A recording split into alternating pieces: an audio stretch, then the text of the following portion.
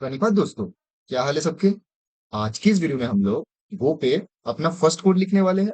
Also मैं गो पे code लिखने का तरीका भी इधर बताने वाला हूँ। साथ ही साथ मैं कुछ कन्वेंशन के बारे में भी डिटेल में डिस्कस करूंगा, तो इस वीडियो को एंड तक जरूर देखना।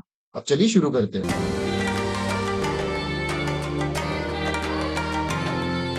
इंस्टॉलेशन वाले वीडियो में ही मैंने आप लोगों को बताया था कि हम लोग अपने कोड को गो की वर्कस्पेस की सोर्स फोल्डर में रखने वाले हैं, क्योंकि यही गो की कन्वेंशन है। तो चलिए हम लोग अपने गो की वर्कस्पेस पे चलते हैं और क्रिएट करते हैं अपना एक प्रोजेक्ट। बाय द वे, अगर किसी ने भी वो वीडियो नहीं देखा है तो प्लीज जाके देख लो। उधर मैंने डिटेल में गो की convention on storing go project समझाया है। आई होप आप लोगों को आई बटन में वो वीडियो दिख रहा होगा। अब जल्दी से चलते हैं गो की वर्कस्पेस पे। हम लोगों को अपने SRC वाले फोल्डर में जाना है, यानी कि सोर्स डायरेक्टरी में जाना है और उसके अंदर प्रोजेक्ट्स क्रिएट करना है। तो चलिए चलते हैं और एक डायरेक्टरी क्रिएट कर लेते हैं with the name as Go tutorials. Just created the same. चलते हैं अब इस डायरेक्टरी के अंदर। अब हम लोग अपने प्रोजेक्ट्स को VS कोड पे ओपन करते हैं। उसके लिए अपन जाएंगे ओपन विद VS कोड वाले ऑप्शन पे। अगर आप विंडोज के सिस्टम पे हो तो, अगर आपकी OS लिनक्स या फिर मैक है तो आप लोग टर्मिनल के थ्रू भी इस पाथ को नेविगेट करके इसको ओपन कर सकते हो। अब हम लोग VS कोड के अंदर आ चुके हैं और अभी हम लोग सबसे पहले ही जो काम करेंगे which is to create Go modules. अब गो मॉड्यूल क्या है इसके बारे में आगे आने वाले वीडियो में आप लोग को डिटेल में समझाऊंगा, बट अभी के लिए इतना जान लो। गो मॉड्यूल आपकी प्रोजेक्ट्स की सारी डिपेंडेंसीज एंड उसके वर्जन्स की ट्रैकिंग करते हैं। तो ठीक है, अब हम लोग गो मॉड्यूल क्रिएट करते हैं। उसको क्रिएट करने के लिए जो कमांड हम लोग को लिखना पड़ेगा which is go mod init and आपका project name which is your go tutorials. तो देखिए हम लोग का गो मॉड्यूल क्रिएट हो गया।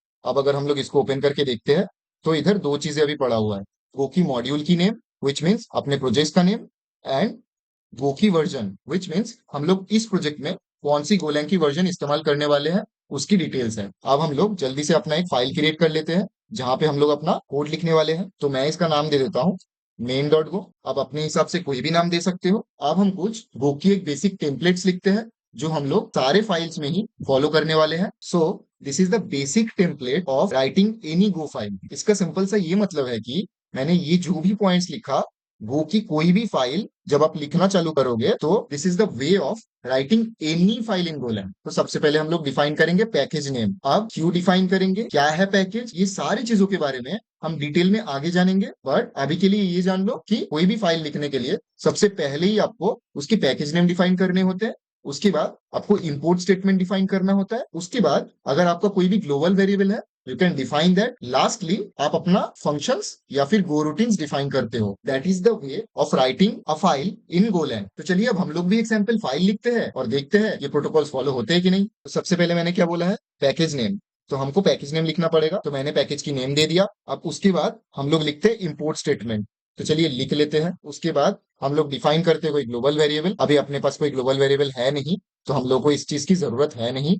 अब हम लोग अपना फंक्शंस डिफाइन करते हैं।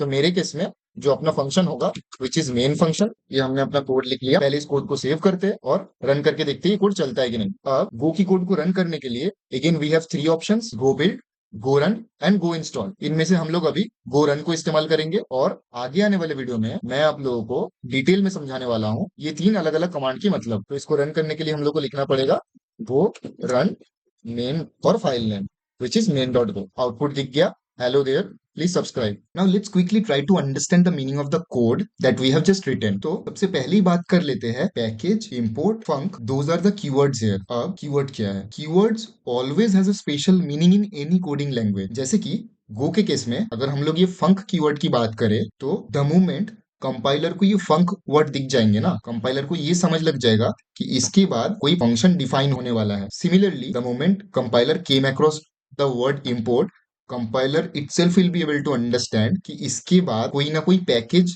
के नाम डिफाइन होंगे जो मुझे इंपोर्ट करना है।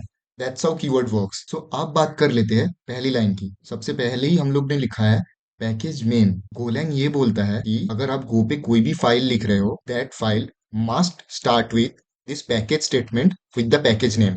तो हम लोगों ने वही चीज डिफाइन करा है and here we have written the name of the package as main. अब वो क्यों लिखा वो हम थोड़ी देर पे बताते हैं। आते हैं दूसरे पॉइंट में। दूसरा लाइन पे हम लोगों ने लिखा है इंपोर्ट एफएमटी। इसका क्या मतलब हो गया, जैसे मैंने अभी थोड़ी देर पहले बताया इंपोर्ट एक कीवर्ड है, it will help to import a package named as FMT. अब आते हैं तीसरा पॉइंट पे which is our main function. अब अगर मेन फंक्शन की बात करें, मेन एक स्पेशल फंक्शन है गोलैंग की, फंक्शन कह लो या गो रूटीन कह लो बहुत चलेगा, और इसको आप गो की एंट्री पॉइंट भी बोल सकते हो। एंड गो ये बोलता है कि गो की कोई भी फाइल अगर मेन फंक्शन को कंटेन करता है, उसका पैकेज की नेम ऑलवेज मेन होगा। अब हम लोगों ने जेहेतु इधर मेन फंक्शन को डिफाइन करा है, तो we are compelled to write this package name as main. इसीलिए हम लोग ये फाइल की जो पैकेज है का नाम हम लोगों ने मेन रखा है। अब मेन फंक्शन के अंदर हम लोगों ने एफ पैकेज के अंदर एक प्रिंट एलन करके फंक्शन है, जिसको हम लोगों ने कॉल करा है, जो सिंपली हमने जो स्ट्रिंग पास करा है उसको स्टैंडर्ड आउटपुट में प्रिंट करता है या फिर आपकी कंसोल पे प्रिंट करता है। ठीक है, that is a bit about this code. Please do like,